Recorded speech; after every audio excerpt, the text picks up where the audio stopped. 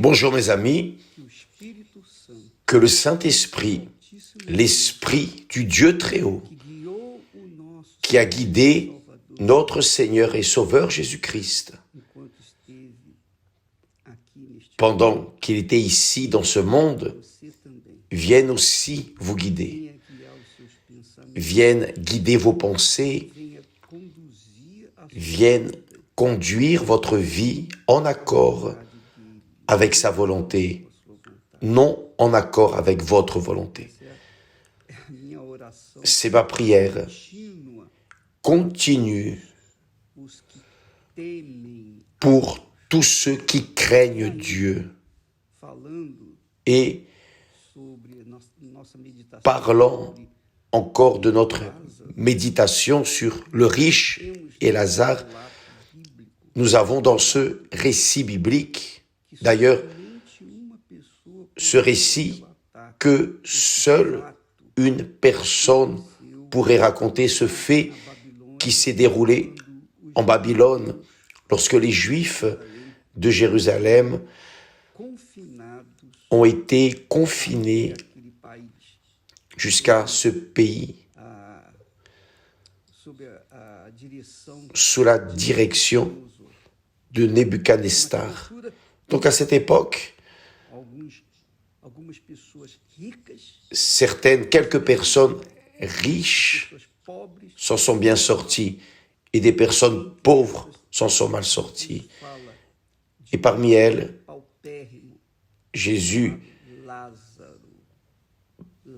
parle d'un qui s'appelait Lazare. Jésus parle de Lazare. Jésus ne ment pas, il ne raconte pas une histoire pour les enfants.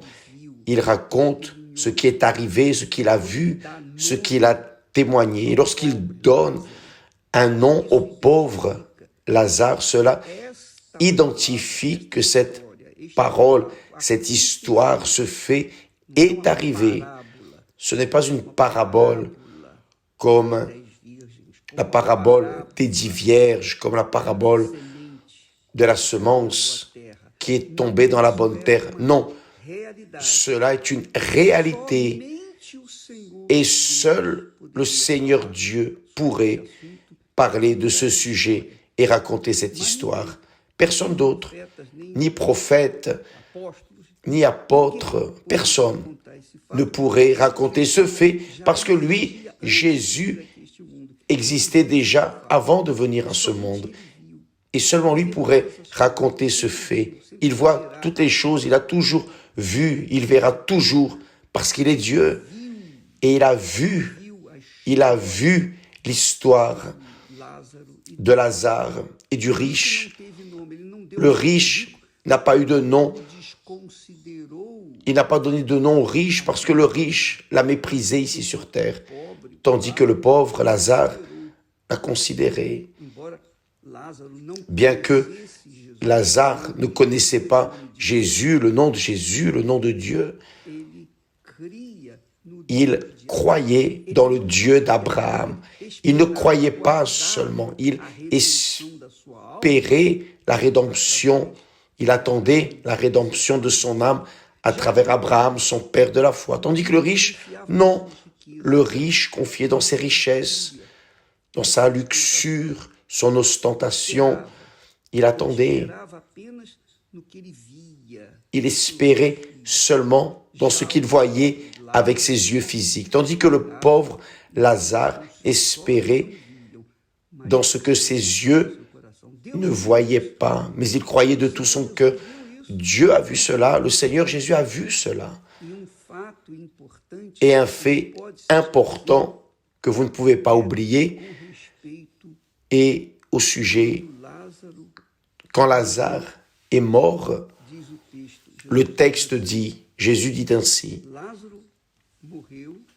le pauvre mourut et il fut porté par les anges dans le sein d'Abraham, c'est-à-dire où Abraham était, Lazare a été emmené parce qu'il croyait, il espérait qu'un jour son âme soit rachetée, soit sauvée.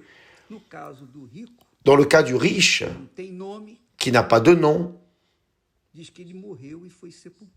Il dit que le riche mourut aussi et il fut enseveli, pur et simplement. C'est-à-dire, dans le verset suivant, en relation au riche, Jésus dit, dans le séjour des morts, c'est-à-dire, Jésus ici ne parle pas de purgatoire, d'un lieu intermédiaire entre le ciel et la terre. Non. Il ne parle pas de purgatoire. Le purgatoire est une invention. C'est une invention des pharisiens, des religieux, qui essaient de gagner de l'argent sur le dos de l'ignorance des autres.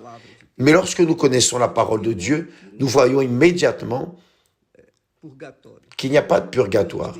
Sinon, Jésus aurait dit ainsi, le riche mourut aussi, il fut emmené au purgatoire. Non, mais le riche mourut aussi et il fut enseveli. Dans le séjour des morts, c'est ici. C'est écrit ici. Jésus a dit, je crois ainsi. Il leva les yeux et tandis qu'il était en proie au tourment, c'est-à-dire il était tourmenté, les prières, les offrandes, les messes, tous les hommages qui sont faits pour les personnes qui sont mortes. Si la personne est en enfer, cela ne sert à rien. Et si elle est au ciel, cela ne sert à rien non plus, parce qu'elle est déjà dans les bras du Dieu très haut. Mais si elle est en enfer, cela ne va rien résoudre. Donc, donner des maisons, des biens, des patrimoines, pour que l'on prie pour votre âme, pour réserver des prières ou garantir des messes, des prières et toutes sortes de religiosité ou d'attitudes religieuses pour élever votre âme du lieu mauvais, ça ne sert à rien. J'étais en train de parler avec un juif et je lui ai posé une question semblable à celle-ci. Parce qu'il me disait, quand mon père est mort, chaque jour, à la synagogue, faire des prières 3 fois par jour, j'allais à la synagogue prier pour mon père. 3 fois par jour, durant 1 an. Et j'ai demandé, mais pourquoi cette prière? Non, parce que je voulais que son âme ait la paix. Mais comment? Il a dit non. Nous croyons que lorsqu'une personne meurt, son âme reste dans un certain lieu et ensuite, selon nos prières, elle monte. Mais elle monte où? Non, elle monte.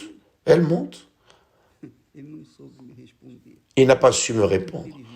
Malheureusement, le pauvre. Le manque de connaissances bibliques fait les personnes souffrir, gémir. C'est pour cela qu'il est écrit « Mon peuple souffre parce qu'il lui manque la connaissance de ma parole. » Mais je parle ici de ce cas que Jésus a cité, de ce fait. Ce n'est pas une parabole, non. C'est un fait, c'est une réalité. Pour que vous, mes amis, veniez évaluer votre âme, votre condition spirituelle. Veniez à peser votre âme. Si vous avez dans votre conscience un poids, le poids du péché, vous n'avez pas la certitude de votre salut, alors il est bon que tant que vous êtes vivant, vivante, vous puissiez vous auto-analyser pour prendre une décision. Et là, vous me demandez, évêque, mais comment puis-je résoudre? Comment puis-je être sauvé? Comment puis-je avoir la garantie du salut de mon âme? Parce que le corps, je sais qu'il va devenir poussière, mais mon âme. Alors, je vais vous dire ce que vous devez faire. Faites ce qu'a fait Lazare.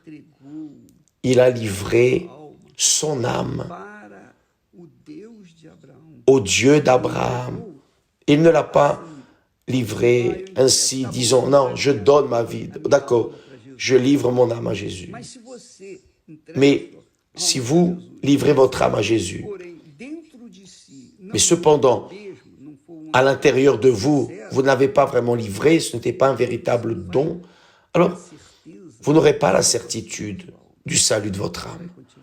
Vous allez continuer. L'abandon doit être total. C'est pour cela qu'existe la campagne d'Israël. Quand la personne monte sur l'autel, ce n'était pas l'offrande, ce n'était pas la valeur de l'offrande, ce n'était pas le bien du patrimoine qui est en train d'être mis sur l'autel. C'est l'âme de la personne. C'est tout ce qu'elle est, tout ce qu'elle a, tout ce qu'elle prétend être ou tout ce qu'elle prétend avoir. C'est tout sur l'autel. Elle remet le Seigneur Jésus comme le premier dans sa vie, avant son père, sa mère, ses enfants, sa famille, avant ses biens, avant sa réputation, tout. C'est sa vie entière, totalement là, rendue. C'est ça le sacrifice. Jésus a dit, si quelqu'un veut venir après moi, qu'il renonce à lui-même. Renonce. Ça, c'est un sacrifice. Sur l'autel, nous sacrifions tout. C'est la mort. Vous mourrez pour ce monde. Vous mourrez pour tout et tous. Mais commencez à vivre pour Jésus. Donc, c'est le secret pour avoir la garantie du salut. Parce que quand l'offrande est parfaite, quand la personne livre sa vie avec perfection, 100%, le Saint-Esprit, qui est l'esprit de l'autel, vient sur elle et prend possession de son être. Et elle devient une créature de Dieu, née de Dieu. Et là, mes amis, commence une vie nouvelle. Mais s'il n'y a pas cette sincérité, cette transparence, disons, cette honnêteté spirituelle, elle n'aura pas la certitude du salut. Et si elle meurt, c'est là écrit. Jésus a dit, le riche mourut et il fut enseveli dans le séjour des morts. Dès qu'il est mort, immédiatement, lorsque son âme a été décollée du corps, cette âme est allée en enfer. C'est écrit ici. C'est écrit. Et ce n'était pas un apôtre qui a dit cela. Ce n'était pas un prophète. C'est Dieu lui-même, dans la personne de son Saint-Fils. Demain, nous parlerons plus de ce sujet, d'accord? Que Dieu vous bénisse tous. Et demain aussi, nous serons à 20h au temple de Salomon, traitant de sujets semblables, parlant de l'âme de ceux qui veulent être sauvés. Que Dieu vous bénisse au nom du Seigneur Jésus. Amen.